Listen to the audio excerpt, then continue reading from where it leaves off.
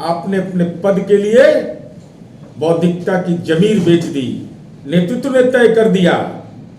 आपके जो सभापति हैं वो कार्यक्रम में नहीं जा रहे हैं और आपने अपने कार्यक्रम में उपस्थिति देकर जब लोकतंत्र का काला अध्याय लिखा जा रहा था उसके प्रथम पेज पर आपने अपनी उपस्थिति बनाकर हस्ताक्षर किया है। पार्टी नेतृत्व इन सवालों पर क्या कार्रवाई करेगा उनके अधिकार क्षेत्र में है, लेकिन जो आपने राजनीति में गुनाह किया है, कहां थे कहां पहुंच गए। पत्रकारिता जगत के महत्वपूर्ण हस्ताक्षर जनता दल यूनाइटेड ने उच्च सदन में भेजा। नमस्कार, मैं हूं रविरंजन, आप देख रहे हैं लाइव बिहार। इस समय की बड़ी खबर ये आ रही है कि जेडीयू के सांसद और राज्यसभा में उपसभापति हरिवंश पर पार्टी कड़ी कार्रवाई कर सकती है। जेडीयू के प्रवक्ता ने पहली बार हरिवंश के खिलाफ तल्ख टिप्पणी की है। जेडीयू प्रवक्ता नीरज कुमार ने कहा है कि राज्यसभा में उपसभापति हरिवंश ने अपनी ज़मीर और अपनी लेखनी दोनों बेच दी है। हम आपको ये बता रहे हैं कि राज्यसभा के उपसभापति हरिवंश कल नए संसद भवन के उद्घाटन के समय प्रधानमंत्री नरेंद्र मोदी की बगल वाली सीट पर बैठे थे, जबकि पूरी जेडीयू इस कार्यक्रम का विरोध कर रही थी और पटना में एक बड़ा धरने का कार्यक्रम हुआ था। पूरी जेडीयू जिसका विरोध कर रही है उसमें आखिर हरिवंश क्यों शामिल हुए? आखिर हरिवंश सभापति उपसभापति के पद पर अब तक क्यों बने हुए हैं? आखिर क्या बात है कि राज्यसभा के उपसभापति जेडीयू सांसद हरिवंश पर अब तक कोई कार्रवाई नहीं हुई है?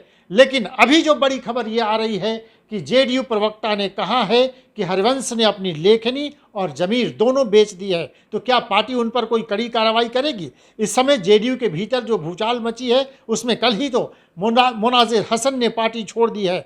अब क्या हरिवंश को भी पार्टी छोड़ना पड़ेगा? क्या जेडीयू उस पर कोई कार्रवाई करेगी? और अब तक उन पर कोई कार्रवाई नहीं हुई, उसके पीछे क्या कहानी है? ये सब हम आपसे बातचीत करेंगे, लेकिन सबसे पहले हम आपको सुनाते हैं कि जेडीयू प्रवक्ता ने हरिवंश को लेकर जो बात कही है वो क्या है। सुनिए क्या कह रहे हैं नीरज कुमार। कहां थे कहां पहुंच गए। पत्रकारिता जगत के महत्वपूर्ण हस्ताक्षर जनता दल यूनाइटेड ने उच्च सदन में भेजा। लोकतंत्र कलंकित हो रहा था।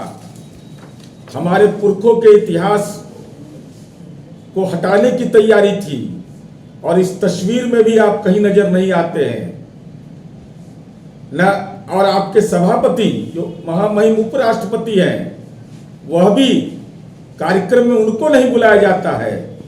आपने अपने पद के लिए बौद्धिकता की जमीर बेच दी।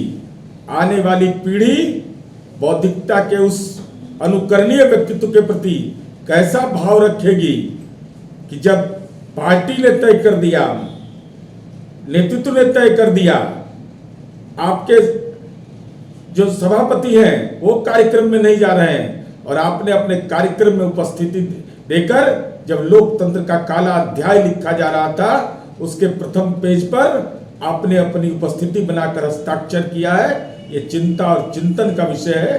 पार्टी नेतृत्व इन सवालों पर क्या कार्रवाई करेगा उनके अधिकार क्षेत्र में है, लेकिन जो आपने राजनीति में गुनाह किया है यह निश्चित रूप से आने वाली पीढ़ी को इसकी कसक रहेगी और चिंता और चिंतन दोनों करेगा।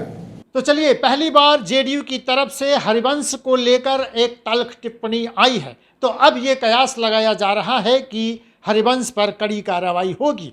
लेकिन बातचीत तो ये चल रही थी कि नीतीश कुमार ने हरिवंश के बहाने नरेंद्र मोदी के पास अपना एक रास्ता खोल के रखा है।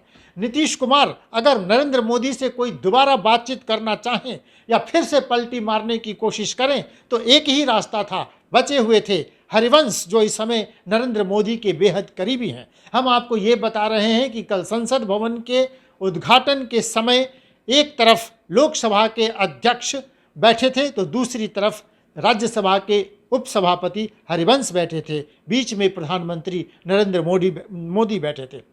ऐसे में जब पूरी जेडीयू धरने पर बैठी थी, जिस कार्यक्रम का विरोध कर रही थी, उसमें हरिवंश कैसे गए थे? और हरिवंश अगर गए थे तो क्या जेडीयू अब उन पर कोई कार्रवाई करेगी? अब तक तो उन पर कोई कार्रवाई नहीं हुई। ये कहा जा रहा था तक नीतीश कुमार ने एक रास्ता खोल के रखा है, तो क्या अब ये रास्ता बंद होने वाला है? क्या बीजेपी से पूरी तरह से रिश्ता तोड़ लेना चाहती है जेडीयू। अगर हरिवंश पे कार्रवाई हुई तो जेडीयू को तो एक और झटका लगेगा ही, इस रिश्ते को भी एक बहुत बड़ा झटका लगेगा। तो देखना दिलचस्प होगा कि जेडीयू की तरफ से क्या कार्रवाई होती है। देखते रहिए लाइव बिहार। लाइव बिहार पर इस तरह के हर अपडेट्स हम आप तक पहुंचाते हैं। अभी तक आपने हमारे चैनल को अगर सब्सक्राइब नहीं किया है तो जल्दी से सब्सक्राइब कीजिए और देखते रहिए लाइव बिहार। नमस्कार। लाइव बिहार यूट्यूब पर सब्सक्राइब और फेसबुक पर लाइक जरूर करें।